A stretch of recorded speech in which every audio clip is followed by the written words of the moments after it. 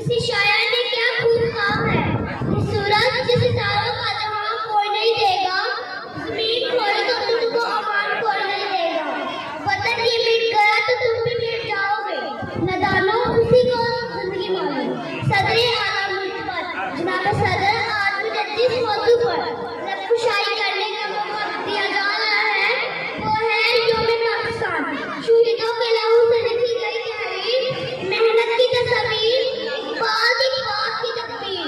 और जब मेरा पाकिस्तान जुल्म सितम से बचकर दुनिया के नक्शे से उभरता है तो लोग कहना शुरू कहते हैं कि ये चंद साल से ज्यादा चल सकेगा और दुनिया के नक्शे से मिट जाएगा। मगर हम खुदा की फजल करम न सिर्फ कायम है बल्कि हमने अपनी जद्दोजहद से साबित करवाया है कि जब अपना काफिला अज़्म व यकीन से निकलेगा, जब अपना काफिला अज़्म व यकीन